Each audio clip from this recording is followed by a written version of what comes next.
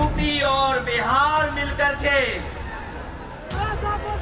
120 seat हरा देंगे तो भारतीय जनता पार्टी का क्या होगा।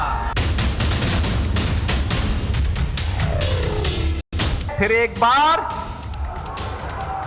फिर एक बार, फिर एक बार मोदी सरकार।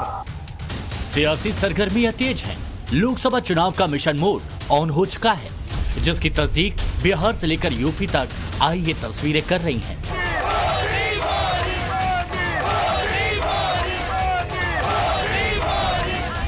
रविवार को पटना के गांधी मैदान में जन विश्वास रैली में राहुल, तेजस्वी, अखिलेश ने अपनी ताकत दिखाई, तो बीजेपी की पहली लिस्ट जारी होने के बाद योगी ने अपने गढ़ यानी गोरखपुर पहुंचे और मिशन पूर्वांचल का श्री गणेश किया। मैं फिर एक बार, फिर एक बार, फिर एक बार मोदी सरकार, और अब की बार 400 पार। अब की बार सब लोग तैयार हैं? सभी लोग देखो, ऐसी सरकार कभी नहीं आई थी जैसी मोदी जी के नेतृत्व में, उनके मार्गदर्शन में डबल इंजन की सरकार कार्य कर रही है। विकास भी है और गरीब कल्याण भी है, सुरक्षा भी है, समृद्धि भी है।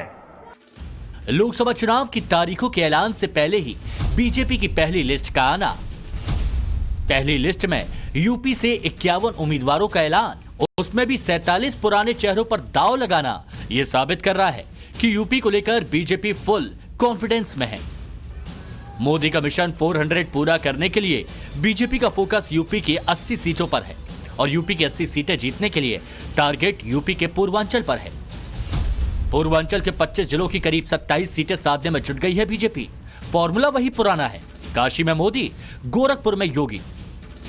हिंदुस्तान की सियासत की पुरानी कहावत है, या यूं कहिए कि पुरानी रवायत है कि देश की सत्ता का रास्ता उत्तर प्रदेश से होके जाता है और यूपी की सियासत कहीं न कहीं पूर्वांचल से तय होती है। और यही कारण है कि 2014 में प्रधानमंत्री नरेंद्र मोदी ने पूर्वांचल को ही चुना और अब तीसरी बार वो काशी से चुनाव लड़ने जा रहे हैं।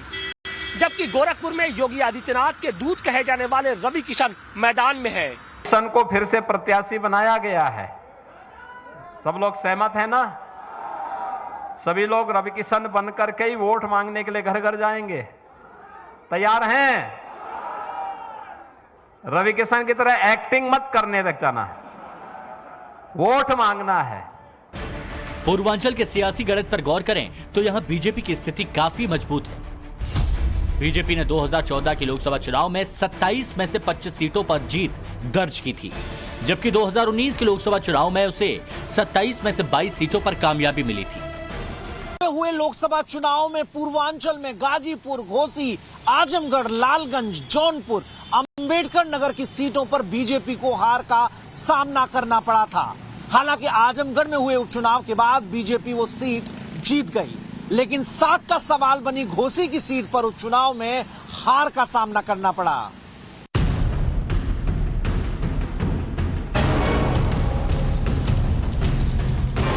इस बार भी पूर्वांचल की लड़ाई बेहद दिलचस्प है। बीजेपी और विरोधी दोनों ही एक एक सीट पर सधी रणनीति बना रहे हैं। बीजेपी की पहली लिस्ट में बीएसपी छोड़कर बीजेपी में आने वाले मौजूदा सांसद रितेश पांडे को अंबेडकर नगर से टिकट मिलना और जौनपुर से कृपा शंकर सिंह को मैदान में उतारना उसी रणनीति का हिस्सा है। कृपा शंकर सिंह अब तक महाराष्ट्र से राजनीति करते थे। महाराष्ट्र में कांग्रेस की सरकार के दौरान वो गृह मंत्री भी रहे, मगर अब कांग्रेस पर हमलावर है।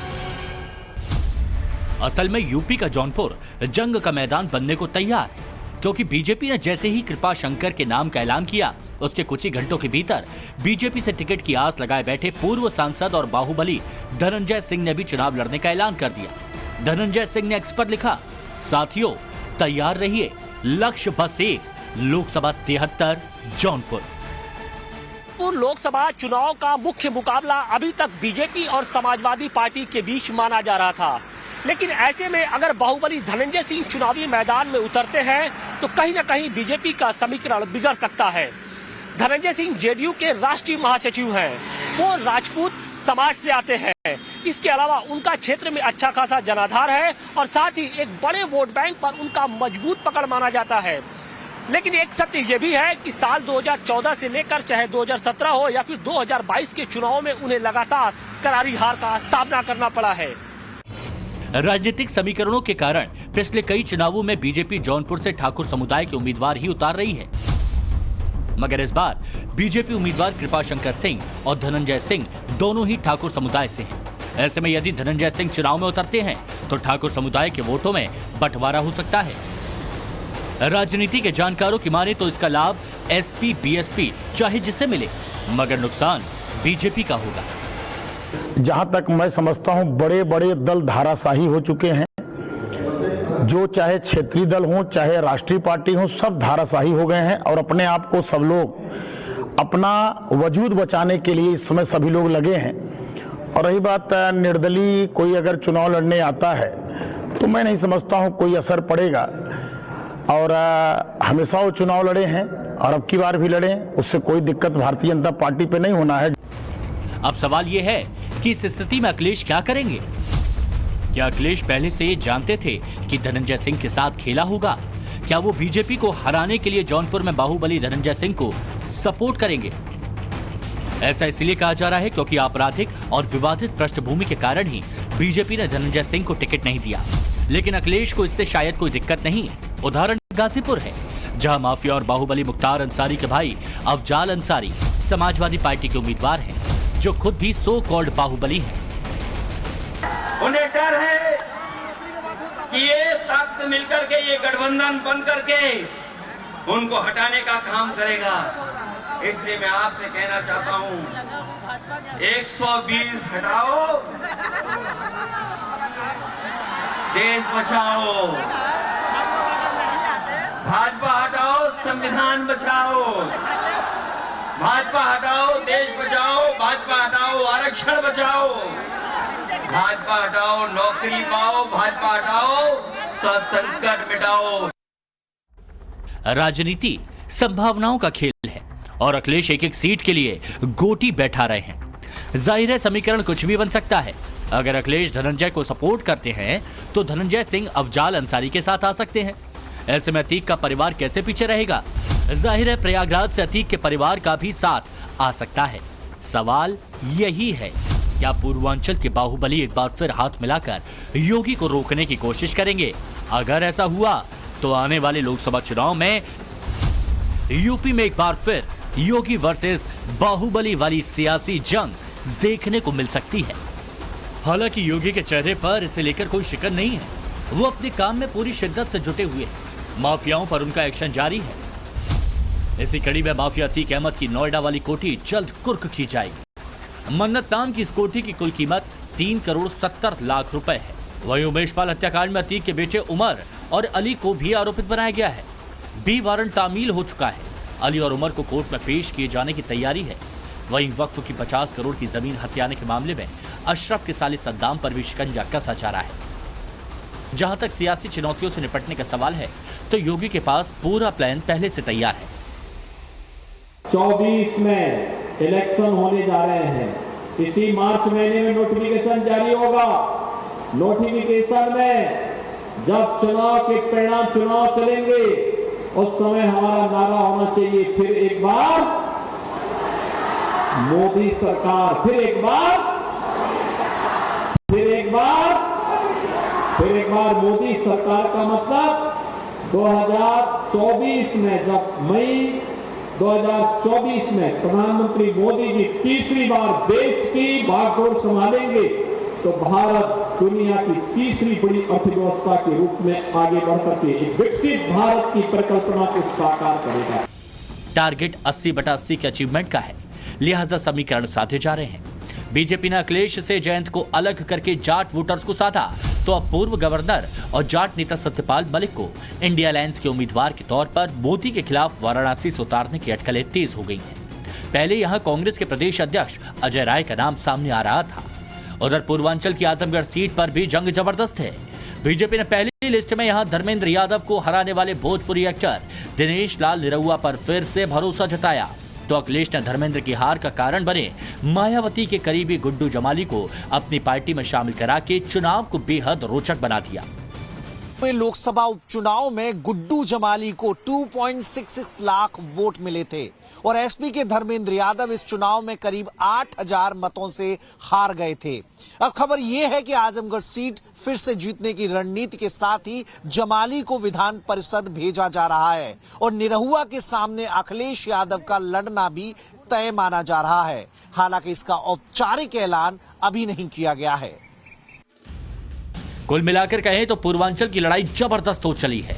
मोदी योगी इस बात को अच्छी तरह से जानते हैं। ये तस्वीरें बीते 23 फरवरी की हैं, जब पीएम मोदी ने 2 दिन का वाराणसी दौरा किया तो वाराणसी जोन के सभी 10 जिलों को साधने की कोशिश की गई। संत रविदास की जन्म जयंती कार्यक्रम में शामिल होकर लगभग 100 करोड़ की योजना की सौगात दी। अभी काशी क्षेत्र की 14 लोकसभा सीटों में से बीजेपी के पास 12 सीटें हैं, जबकि गोरखपुर क्षेत्र की 13 में से 10 लोकसभा सीटें बीजेपी के खाते में हैं।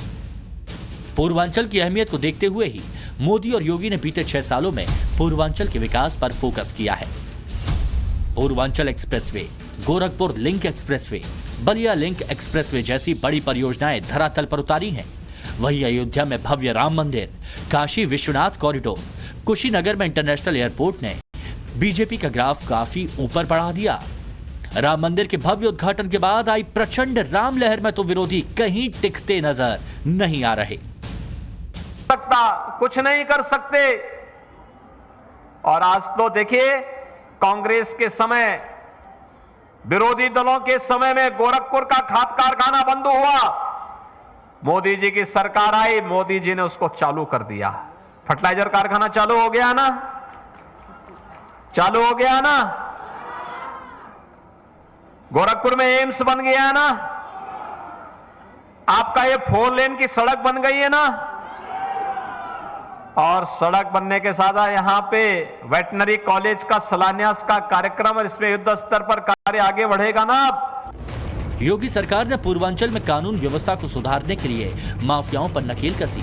वहीं पूर्वांचल में औद्योगिक विकास के लिए जबरदस्त निवेश भी हुआ। जातिगत समीकरणों के हिसाब से देखें तो पूर्वांचल पिछड़ों, पसमानदा और दलितों का गढ़ है। पसमानदा मुसलमान पहले से ही बीजेपी के साथ हैं। इस बार यादवों को लेकर भी पार्टी खास रणनीति पर काम कर रही है। लाठी में दम नहीं हो तो काहे का यादव? अरे ये वो वंश है जो कालिया नाग के ऊपर भी कालिया नाग को बस में करके नृत्य करते हुए समाज में शांति का पैगाम देता है। हमें इस बात की प्रसन्नता है।